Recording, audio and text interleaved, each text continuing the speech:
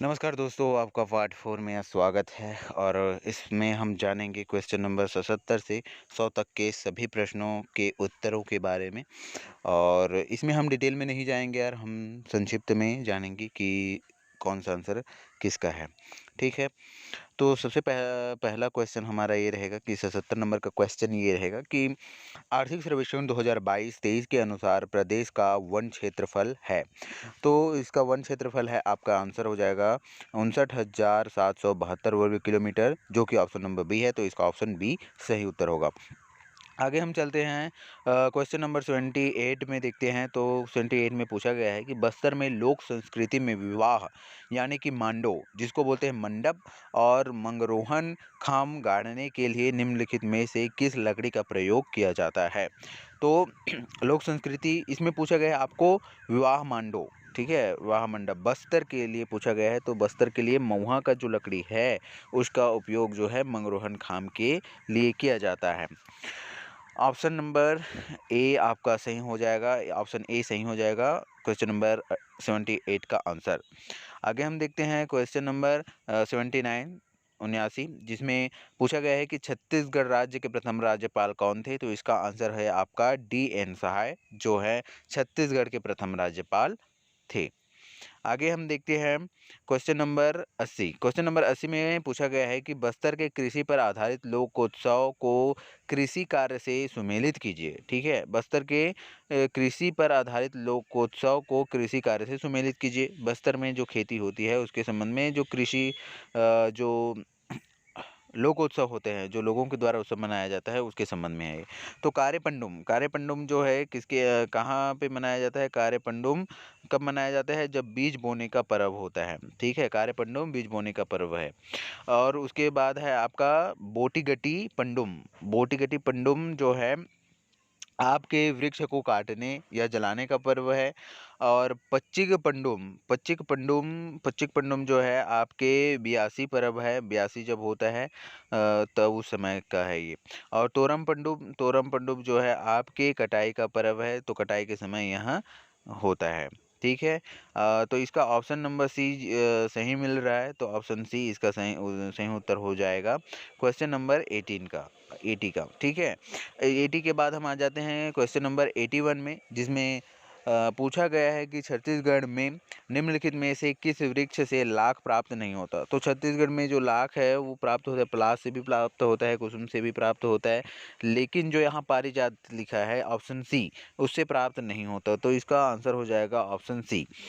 आगे हम देखते हैं 82 नंबर का प्रश्न, जिसमें पूछा गया है कि छत्तीसगढ़ पंचायत राज अधिनियम 1993 के अनुसार ग्राम पंचायत के कृत्य के बारे में क्या सही है। तो ग्राम पंचायत के कृत्य के बारे में सही यह है कि यह धारा 49 में वर्णित है। और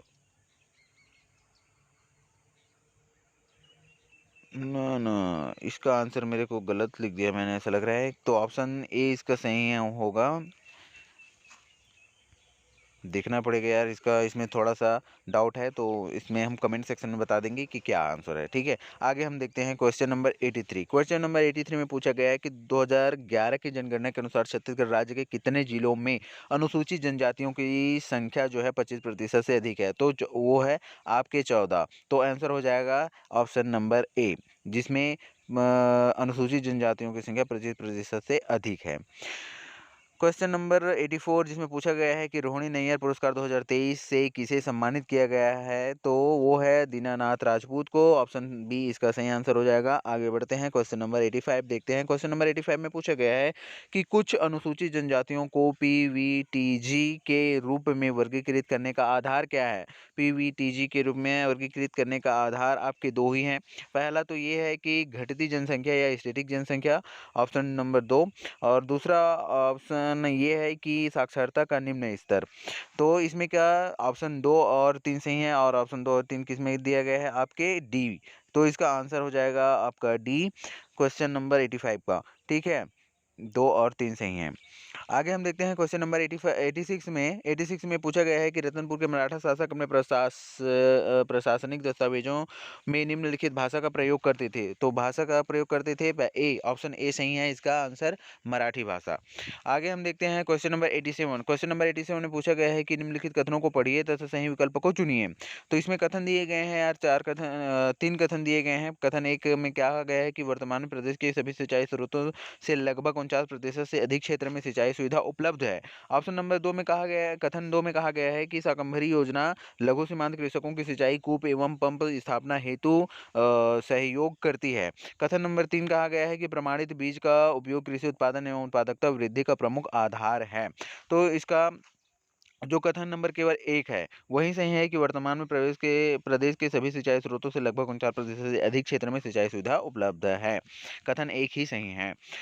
तो इसका आंसर हो जाएगा आपका ऑप्शन डी। ठीक है, 87 नंबर के क्वेश्चन का आंसर हो जाएगा आपका डी ऑप्शन सही है, केवल कथन 1 गलत है। आगे हम देखते हैं क्वेश्चन नंबर 88 में पूछा गया है कि बस्तर के काकतीय वंश के संस्थापक कौन थे। तो बस्तर के काकतीय वंश के संस्थापक थे वे थे अन्नम देव। तो ऑप्शन सी इसका सही उत्तर हो जाएगा। आगे हम देखते हैं क्वेश्चन नंबर 89। क्वेश्चन नंबर 89 में पूछा गया है कि छत्तीसगढ़ में भूतापीय ऊर्जा संयंत्र किस जिले में प्रस्तावित है। भूतापीय ऊर्जा संयंत्र जो है बलरामपुर जिले में प्रस्तावित है। और तो इसका ऑप्शन नंबर बी आपका सही हो जाएगा 89 नंबर के क्वेश्चन का। ऑप्शन बी सही है। आगे हम देखते हैं क्वेश्चन नंबर 90। क्वेश्चन नंबर 90 में पूछा गया है कि क्षेत्रफल की दृष्टि से छत्तीसगढ़ का सबसे छोटा जिला कौन सा है। तो क्षेत्रफल की दृष्टि से दुर्ग जिला ही सबसे छोटा है। तो इसका ऑप्शन बी सही हो जाएगा क्वेश्चन नंबर 90 का। आगे हम देखते हैं क्वेश्चन नंबर 91 में पूछा गया है कि बिलासपुर हाईकोर्ट के प्रथम मुख्य न्यायाधीश कौन थे। तो प्रथम मुख्य न्यायाधीश थे बिलासपुर हाईकोर्ट के, वो थे डब्ल्यू एस सीसक प्रथम मुख्य न्यायाधीश रहे। तो 91 क्वेश्चन का आंसर हो जाएगा ऑप्शन ए। आगे हम देखते हैं क्वेश्चन नंबर 92। क्वेश्चन नंबर 92 में निम्नलिखित में से कौन सी अक्षांश रेखा छत्तीसगढ़ से गुजरती है। तो 23 23.5 अंश में जो है उत्तरी अक्षांश से गुजरती है। ठीक है, 92 नंबर का प्रश्न है कि निम्नलिखित में से कौन सी अक्षांश रेखा छत्तीसगढ़ से गुजरती है। तो वो है 23 अंश जो रेखा है डिग्री जो उत्तरी अक्षांश है वो गुजरती है। क्वेश्चन नंबर 92 का आंसर हो जाएगा ऑप्शन बी। और क्वेश्चन नंबर 93 में पूछा गया है कि छत्तीसगढ़ में रघुजी तृतीय के शासनकाल के समय निम्नलिखित घटना नहीं हुई थी। तो कौन सी घटना नहीं हुई थी। ब्रिटिश यात्री जो जॉर्ज फोस्टर का छत्तीसगढ़ में आगमन हुआ था वो नहीं हुआ था। और बाकी ये 3 घटनाएं हैं जो वो हुई थी। सती प्रथा उन्मूलन, धमधा के गोंड राजा का विद्रोह और नरबलि पर रोक, ये तीनों हुई थी। लेकिन जो ब्रिटिश यात्री जॉर्ज फोरेस्टर का छत्तीसगढ़ आगमन है वो नहीं हुआ था। 93 का आपका आंसर हो जाएगा ऑप्शन डी। 94 नंबर का क्वेश्चन है कि सूची 1 में मदों की सूची 2 की मदों के साथ सुमेलित करें और नीचे दिए कोटों का उपयोग करें। ठीक है, तो इसमें पहला मद और को दूसरा मद से मिलाना है। तत्वाद्य यंत्र, तो इसका ऑप्शन बी जो है आंसर है। तो उसके अनुसार तात्वाद्य यंत्र जो है किसके लिए है, धनकुल के लिए है। और वित्तवाद्य यंत्र जो है वो आपके तासा के लिए है। घन वाद्य यंत्र जो है आपके चिटकुल के लिए है। और सुशीर वाद्य यंत्र जो है वो आपके करनाल के लिए। देखिए ऑप्शन इसमें मैं जो बता रहा हूँ वो ज़रूरी नहीं है कि एक्यूरेट ही हो, लेकिन 90% 99% ये सही आंसर मैं आपको बताने की कोशिश कर रहा हूँ। कोई भी सवाल हो या किसी भी क्वेश्चन पर डाउट हो उसके आंसर पर तो कमेंट में बता देना। 95 नंबर का क्वेश्चन है कि छत्तीसगढ़ पंचायत राज अधिनियम 1993 के बारे में निम्नलिखित में से क्या सही है। ठीक है, तो इसमें 3-4 कथन दिए गए हैं। इन 4 कथनों में से कौन कौन से जो कथन है वो सही है ये हमें बताना है। तो इस पर राज्यपाल की सहमति 24 जनवरी 1994 को प्राप्त हुई। दूसरा ऑप्शन ये दिया है कि 26 जनवरी 1994 को मध्य प्रदेश राज्य पत्र असाधारण में पहली बार प्रकाशित हुआ। और तीसरा ऑप्शन ये है कि भारत गणराज्य के 44वें वर्ष में मध्य प्रदेश विधानसभा मंडल द्वारा निम्नलिखित रूप से यह अधिनियम हो। और चौथा ऑप्शन ये है कि अध्याय 1 प्रारंभिक धारा 1-2 इसका विस्तार संपूर्ण छत्तीसगढ़ पर है, परंतु इसका विस्तार उन अपवादों एवं उपांतरणों के अध्ययन रहते हुए जो कि अध्याय 1-4 क्रमांक से उपबंधित किए गए हैं अनुसूचित क्षेत्रों पर होगा। तो इसमें से 1, 3 और 4 ये दोनों सही हैं, लेकिन 26 जनवरी 1994 को मध्य प्रदेश राजपत्र असाधारण में पहली बार प्रकाशित हुआ, ये ऑप्शन आपका गलत है। तो इसमें सही ऑप्शन को बताना है, तो 1, 3 और 4 दो जो ऑप्शन दिए गए हैं वो सही हैं।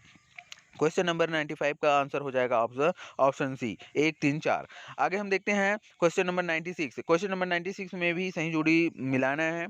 को सूची 1 को सूची 2 के मदों के से सुमेलित कीजिए। आभूषणों के नाम दिए गए हैं। तो सूतिया, सूतिया कहाँ पे पहनी जाती है? सूतिया जो आपके पहनी जाती है वो गला पे पहनी जाती है। खोचनी जो है वो आपके बाल पर होती है। ऐंठी जो है वो है आपके कलाई पर होती है, और लुरकी, लुरकी जो है वो कान पर पहनी जाती है। तो इस प्रकार से इसका आंसर हो जाएगा ऑप्शन नंबर ए, सही उत्तर हो जाएगा 96 का। अब आगे देखते हैं 97 नंबर का क्वेश्चन, जिसमें पूछा गया है छत्तीसगढ़ राज्य कितने राज्यों को छूता है? तो छत्तीसगढ़ राज्य जो है वो अभी 7 राज्यों को छूता है। पहले क्या था ये आप जान सकते हैं, देख सकते हैं और सर्च भी मार सकते हैं। ठीक है, आगे हम बढ़ते हैं, कुछ ज़्यादा देरी न करते हुए 98 नंबर का क्वेश्चन में देखते हैं। तो 98 नंबर के क्वेश्चन में पूछा गया है छत्तीसगढ़ ग्राम पंचायत स्थायी समिति के सदस्यों की पदावधि और कामकाज के संचालन की प्रक्रिया नियम 1994 के अनुसार निम्नलिखित को सुमेलित कीजिए। स्थायी समिति के सदस्यों की अवधि कितनी है? स्थायी समिति के सदस्यों की अवधि कतिपय मसालों का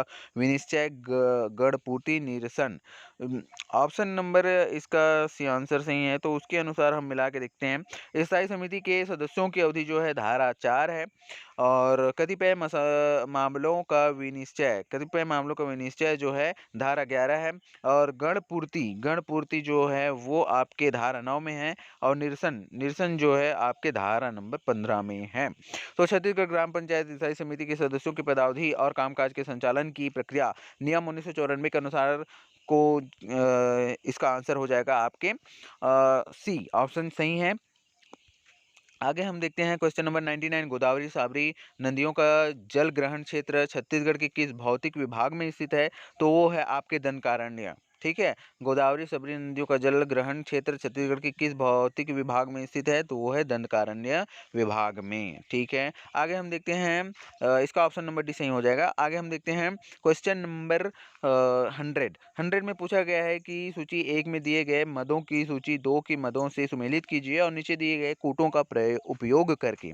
ठीक है, तो यहाँ पर अडर अडर बडर बंधना छोड़ 3 मूड़ 6 गोड़ ये आपका जनौला है। ठीक है, तो इसका आंसर हो जाएगा पहले का गाय और बछड़ा। दूसरा ऑप्शन ये है कि ये है कि अड़गड़ ऊपर बड़गड़ बड़गड़ ऊपर डोर एक गाय भैंसा ला छोड़ के कोठा ला लेगे चोर। ये ऑप्शन है आपका मधुमक्खी के लिए। ठीक है, मधुमक्खी का जो छाता होता है उसके लिए। आगे हम देखते हैं अड़की तीके टिकाई पीला पर्वत जाके लड़ाई हेला। ये और सी का आपका उत्तर हो जाएगा टंगिया या कुल्हाड़ी। चौथा में पूछा गया है अटपटी छेरी के पटपटी कान और छेरी खाए कई गोना धान। ये पूछा, इसका ऑप्शन आंसर हो जाएगा ढेकी। ढेकी को यहाँ पर कहा गया है, कहा जा रहा है अटपटी छेरी के फटफटी कान और छेरी खाए कई गोना धान। ये ढेकी के लिए कहा गया है क्योंकि ढेकी में धान को कूटते हैं। ठीक है, तो इस प्रकार से आपका ये सीरीज जो है जो हम चला रहे थे पार्ट 1, पार्ट 2, पार्ट 3, पार्ट 4 करके हमने डाला है, क्योंकि ज़्यादा का रिचार्ज हमारे मोबाइल पे नहीं रहता यार, तो थोड़ी सी तंगी रहती है, इसलिए हमने इसको पार्ट में डिवाइड करके बनाया हुआ है। बाकी हमने सभी जो पार्ट 1 का जो CGPSC का क्वेश्चन आंसर है वो करा दिया है। तो आप हमारे चैनल पर दूसरे पार्ट्स को अगर देखना चाहते हैं तो जाके देख सकते हैं। और थैंक यू वेरी मच यार यहाँ तक देखने के लिए, और वीडियो को अगर अच्छा लगा हो तो लाइक कर देना और दोस्तों के साथ शेयर भी कर देना। Thank you very much.